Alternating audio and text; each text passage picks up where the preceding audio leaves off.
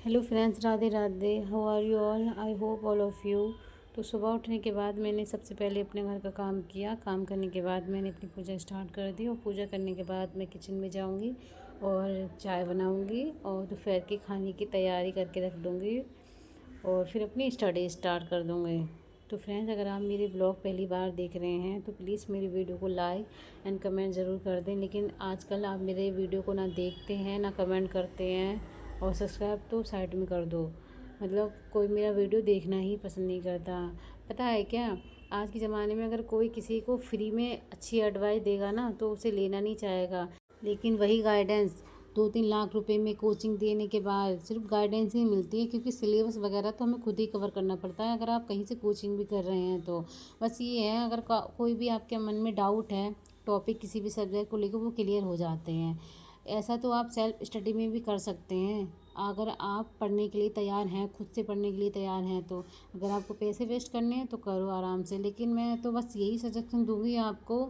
देखो, जो जिनका सिलेक्शन होता है ज़रूरी नहीं है कि उन्होंने बहुत बड़े कोचिंग सेंटर से अपनी कोचिंग की थी, सिलेबस वहीं से कवर किया था। आप किसी भी टीचर से पूछ सकते हैं कि वो सिर्फ उन्हें गाइड करते हैं, सिलेबस वगैरह कवर उन्हें खुद ही पढ़ना पड़ता है। अगर क्लास में अगर पॉलिटी पढ़ा रहे हैं ना कोई भी, मतलब कोई भी टीचर, तो सबसे पहले वो आपको यही एडवाइस देंगे कि एनसीईआरटी पहले आप खुद से पढ़ के आओ, उसके बाद हम क्लास में कराएंगे। लेकिन अगर यही चीज़ें मैं आपको समझाऊँ ना तो आपको मेरा वीडियो पसंद ही नहीं आता है। पसंद क्या, आप लोग देखते ही नहीं हो, लाइक तो मतलब छोड़ दो। फिर भी मैं ये सोचती हूँ एक ना एक दिन तो आपको ऐसा लगेगा कि मैं आपको सपोर्ट करना चाहती थी, आपको मैं आगे बढ़ते हुए देखना चाहती थी। जिस तरीके से मैं जिस सिचुएशन से गुजरती हूँ ना, मुझे कोई गाइड करने वाला नहीं होता है, फिर भी मैं खुद को मोटिवेट गाइड करती रहती हूँ। मैं ये सोचती हूँ कि अगर हमें हर कदम पर किसी न किसी सपोर्ट की ज़रूरत पड़ती रहेगी ना, तो हम शायद कभी आगे बढ़ेंगे नहीं, हम कभी स्ट्रांग नहीं होंगे। मैं कुछ भी ऐसा देख लूँ, मैं हमेशा अपने लाइफ में वो चीज़ों को सोच के आगे बढ़ती हूँ जो मैंने बहुत पहले खो चुकी हूँ, पीछे छोड़ चुकी हूँ। कि लाइफ में चाहे आप कितने भी अच्छे हो, कितने भी आप लॉयल क्यों ना हो किसी भी रिश्ते में, लेकिन आपकी वैल्यू तभी होगी जब आप कामयाब हो गए। आपका मतलब ज़िंदगी में ऐसा कोई ड्रीम है जो आप पूरा करना चाहते हैं या उसे आप पूरा कर चुके हैं। पूरा करने के बाद ही आपकी वैल्यू पता चलेगी। जब आपकी लाइफ में वो ड्रीम पूरा हो जाएगा ना, तो लोग ये नहीं पूछेंगे कि आपने कितनी रातें जागी हैं इस सपने को पूरा करने के लिए। वो सिर्फ यही कहेंगे कल तक, चाहे वो आपके इस चीज़ के लिए ख़िलाफ़ हों, लेकिन वो यही कहेंगे कि हाँ, ये मेरी बहन है, ये मेरी सिस्टर है। कुछ भी कोई भी रिश्ता आपको बताएं, लेकिन वो यही बोलेंगे, क्योंकि उनका सोसाइटी में थोड़ा बहुत मतलब उनकी भी इमेज थोड़ी बढ़े। तो मैं यही कहती हूँ, देखो जितना करो खुद से करने की सोचो, क्योंकि जब हम खुद से करने के लिए सीखने लगते हैं ना तो गिरा नहीं सकता। चाहे आपका फर्स्ट टाइम में एग्ज़ाम क्लियर ना हो, लेकिन आपको एक्सपीरियंस बहुत ज़्यादा मिलेगा। आपको ये रियलाइज़ होगा कि आपने कहाँ गलती की थी और आपको कितना सुधार लाना है अब अगर आप दोबारा से अपनी तैयारी करेंगे तो। देखो, ज़िंदगी में अगर आपको ठोकर लग रही है ना, तो कभी घबराओ मत कि आपकी लाइफ में इतनी प्रॉब्लम्स क्यों आ रही हैं। प्रॉब्लम भी उन्हीं की लाइफ में आती हैं जो उनसे लड़ना जानते हैं और जो उनसे निकलना जानते हैं। वरना आपने देखा होगा, वरना छोटे छोटी चीज़ों पे लोग इतने सैड हो जाते हैं कि आउट ऑफ कंट्रोल, मतलब उन्हें यही नहीं पता चलता है कि इस प्रॉब्लम से निकला कैसे जाए। तो लाइफ में हमेशा हर चीज़ के लिए तैयार रहो कि कभी भी चाहे कोई भी सिचुएशन आए आपकी लाइफ में, आप उसके लिए मतलब तैयार हो पूरी तरीके से, आपको कोई गिरा नहीं सकता। फ्रेंड्स, मैं यही सोचती हूँ, आज आप मेरा वीडियो नहीं देख रहे हो कोई बात नहीं, लेकिन एक ना एक दिन तो आप मेरा वीडियो देखोगे, मुझे ये पूरा भरोसा है और पूरा कॉन्फिडेंस भी है।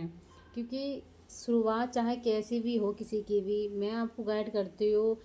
मुझे बहुत अच्छा लगता है। मैं ये सोचती हूँ अगर जो भी सेल्फ स्टडी कर रहे हैं, देखो स्टार्टिंग में ना मुझे इतनी नॉलेज नहीं थी कि कहाँ से मैं क्या सीखूँ।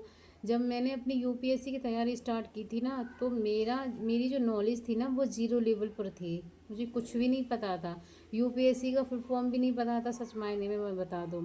क्योंकि मैंने यूपीएससी का नाम कभी लाइफ में सुना ही नहीं था। मैं जहाँ से बिलोंग करती हूँ ना, वहाँ इतने मतलब वो नहीं है। बस ये है कि जिस किसी ने भी ग्रेजुएशन की डिग्री ले ली बस शादी वादी कर दो, और इतना ज़्यादा आगे नहीं सोचा जाता है कि अगर लड़की कुछ करना भी चाहे, अगर फैमिली वाले इतनी ज़्यादा पैसे वाले नहीं हैं, मिडिल क्लास फैमिली से हैं, तो वो यही सोचेंगे जितना पैसा हम इनके पढ़ाने लिखाने में, आगे बढ़ाने में या गवर्नमेंट जॉब लगवाने में लगाएंगे, उतना पैसा तो हम इनकी शादी करने के बाद हम थोड़ा हल्का फील करेंगे।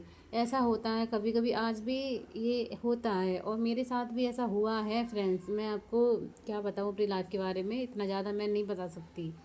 तो जब मेरी शादी हुई थी तो मैं जो सोचती थी शादी से पहले अपने सपनों को पूरा करने के लिए, वो फ्रीडम मिली मुझे, वो सपोर्ट चाहिए था शादी से पहले, वो मुझे कभी नहीं मिला। लाइफ में बहुत कुछ चाहती थी करना, लेकिन सिर्फ हमेशा ये महसूस कराया गया कि शादी करनी है, शादी करनी है। शादी का जो वो सॉन्ग होता है ना, वो ज़िंदगी में कानों में जब से अपने आप को मतलब होश संभाला, ये बजता ही रही, ये धुन तो बजती ही रही कि इसके बाद इसकी शादी को कर देंगे, कि 12th के बाद कर देंगे, कि फर्स्ट ईयर के बाद कर देंगे, ऐसा मतलब होता ही रहा। फिर भी मैंने माइंड नहीं किया, क्योंकि कहीं कहीं ऐसा होता है। देखो, माँ बाप को गलत नहीं ठहरा सकते हैं, लेकिन वो भी ये सोचते हैं जब उनके पास इतना है ही नहीं तो वो कहाँ से करें। मैं ये सोचती हूँ मेरे माँ बाप ने जितना किया है मेरे लिए बहुत किया है, और मैं जितना उन्होंने किया है ना शायद कोई भी नहीं कर सकता। लेकिन शादी के बाद जो मतलब मेरा सपना पूरा करने के लिए मुझे चांस मिला ना, इसके लिए मैं बहुत खुश हूँ, और ये सपोर्ट मेरे हस्बैंड ने दिया। तो मुझे लाइफ में कुछ चीज़ें ऐसी मिली हैं जिससे मुझे बुरा लगता है कि कभी कभी ऐसा सोचती हूँ मैं कि शायद अगर मुझे कोई सपोर्ट करता तो ज़िंदगी में मैं कुछ और अब तक मैं कर लेती, लेकिन ऐसा नहीं हुआ। फिर मैं ये सोच लेती हूँ कोई नहीं, देर से ही सही लेकिन मिला तो सपोर्ट कर लेंगे। अभी कौन सी ज़िंदगी यहीं पे ख़त्म हो रही है, और अभी कौन सी एज निकल गई है लाइफ में, 2-3 साल ही तो गई हैं, और उनमें कुछ नहीं हो पाया। तो इसका अगर हम इसके बारे में सोचते रहेंगे तो आज का टाइम हम अपना बर्बाद करेंगे, और आज का टाइम बर्बाद कर रहे हैं ना तो हम सबसे बड़े बेवकूफ़ हैं, हमें कुछ नहीं आता। इसलिए जो लाइफ में हुआ है उसको भूल के आगे बढ़ो, क्योंकि आगे ज़िंदगी खूबसूरत कैसे बनानी है वो आपके हाथ में है। अगर आपको कोई सपोर्ट करने वाला है तो मैं ये कहूँगी आप बहुत लकी हैं, और आपको अपनी तैयारी करते रहना चाहिए।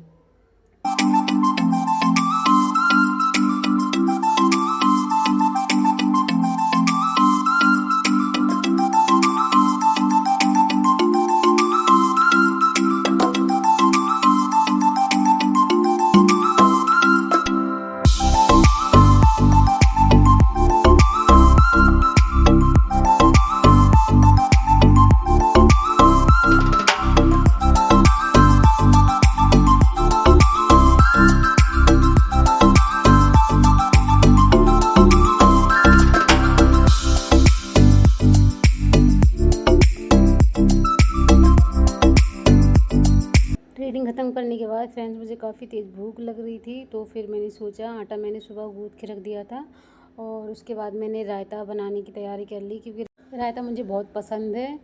तो रायते में तड़का लगाने के बाद मैं पूड़ी सेक लूँगी अपने लिए, उसके बाद फिर मैं अपनी तैयारी में लग जाऊँगी दोबारा से।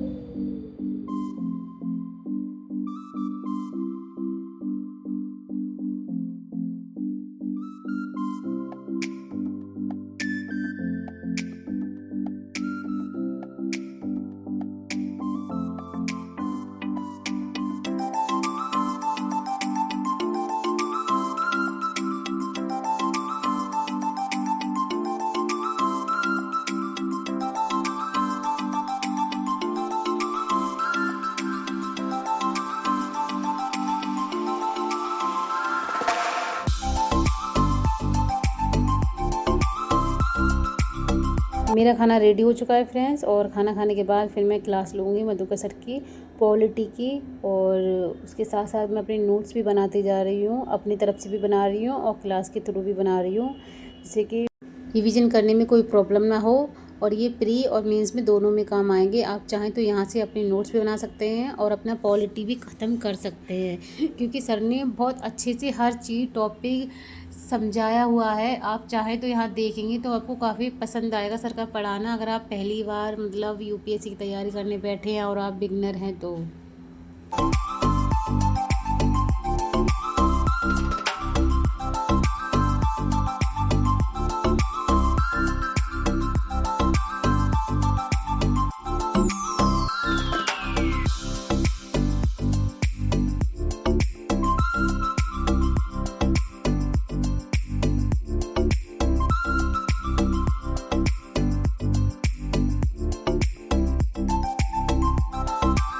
लास्ट में मैंने खुद से नोट्स बनाए हैं। अगर आपको मेरा ब्लॉग अच्छा लगा हो तो प्लीज़ मेरे वीडियो को लाइक करें या चैनल को सब्सक्राइब करें।